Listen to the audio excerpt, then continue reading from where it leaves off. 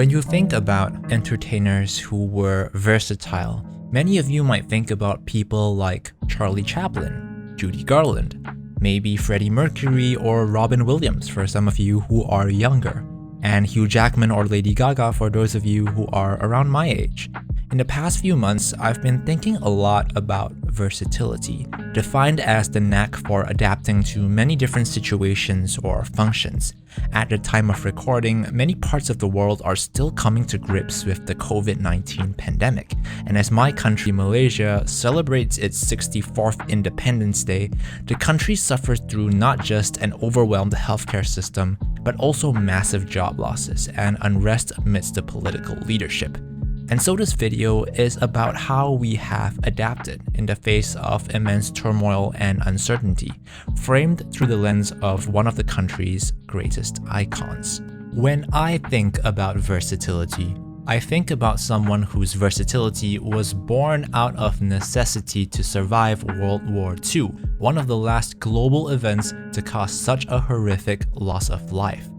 P. Ramlee is probably known as one of the most famous performers in the history of Malaysia's entertainment industry. To give you an idea of his versatility, by the end of his tragically short career, Ramlee had acted in 66 movies, of which he directed 35 and wrote 33. P. Ramlee was a musician. He was a record label artist, a composer, and a lyricist, writing over 250 songs for his films, with some sources stating that he actually composed closer to 390 songs throughout his career. Most would agree his talent was undeniable, but P. Ramlee wasn't always the genius we know him to be.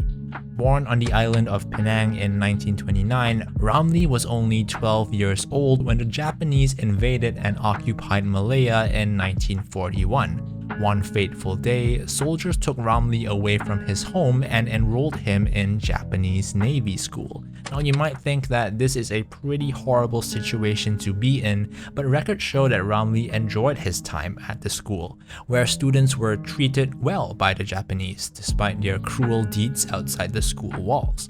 I think it's here that the seeds of Ramlee's versatility were sown as he picked up the Japanese language and learned to play the violin.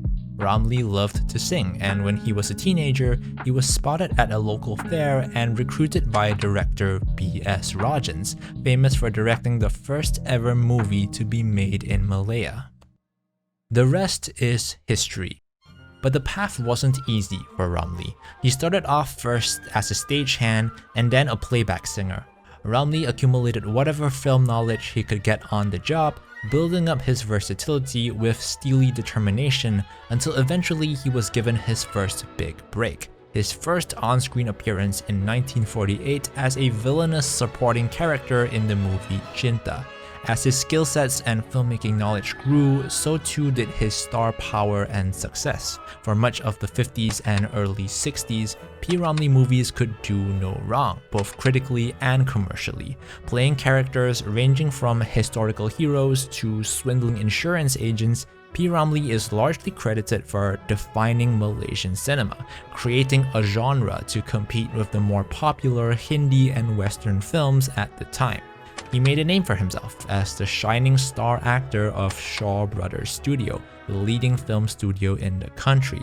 His directorial debut, Penarik Beca, was released in 1956 when Ramlee was 27 and already a household name in the country. His films were huge successes at home and overseas, winning Ramlee 5 international awards at the Asia Pacific Film Festival, and a special award that was literally called the Most Versatile Award. I swear I'm not making this up. I mean, when was the last time you heard someone win Best Actor and Best Score in their film career? But as legendary as P. Ramlee's versatility was, a series of events happened in the 60s that eventually stretched his versatility a step too far. 28th of December 1963 was a special date in Malaysia. It was the day TV broadcasting was introduced to the country, drawing audiences away from cinemas and P. Ramlee movies. This was coupled with an influx of modern musical genres like rock, pop, and soul, which competed directly with P. Ramlee's love for more traditional Malay music. On top of that, union strikes had halted production of P. Ramlee's films, forcing him to move to the less well-managed, poorly funded Merdeka Studios near Kuala Lumpur. Both critics and audiences turned on his work, and his films began flopping. In the blink of an eye, Ramlee had become a struggling artist, a man lost in time, not being able to keep up with the changing industry. Frustrated and underappreciated, Ramlee nevertheless continued making films, but never regained the fame and admiration that came so easily to him in his heyday. In 1973, at the age of 44, P. Ramlee died from a heart attack, broke and forgotten. Most of the media agrees that his death made him even more famous, with the people and press who once shunned him suddenly lauding and appreciating his work again, elevating him to the legendary status that he still holds to this day. I'm telling this story now because I hear the accounts of people suffering through this pandemic, and I see a parallel between those struggles and P. Ramlee's life. People from industries like aviation, entertainment, as well as many small to medium enterprises suddenly found themselves having to adapt or suffer even more. But for all the stories of P. Ramlee's versatility and adaptability, I've heard even more inspiring stories of people who have picked themselves up and adapted to this new world that we live in. Stories that give me hope in the versatility of my fellow countrymen, and indeed my fellow citizens of the world. From tales of pilots delving into property and public transport, to corporate workers who started bakeries and home restaurants after being let go. Now don't get me wrong, it's not ideal, and there are many who are still in pain. But with the internet and social media, the world is more connected than ever. And as Malaysia's birthday is right around the corner, I want to reflect on and commend the many individuals who have shown remarkable perseverance through trying times. Individuals who created or are still looking to create their own opportunities to survive and maybe, just maybe, thrive.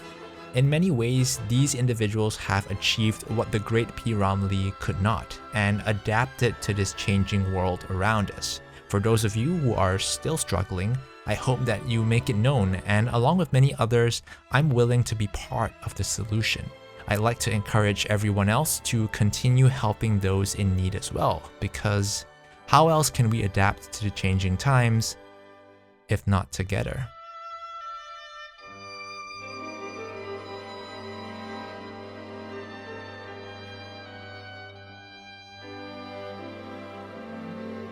Hey guys, thank you so much for watching that video. Selamat Hari Merdeka and Selamat Hari Malaysia in advance to all Malaysians. If you want to help Malaysians through the multiple crises we're very much still in, I've left some links below that I implore everyone to check out. I'll be back with a new video soon, so until next time, have a great week ahead, maximum hype, and I'll see you next time.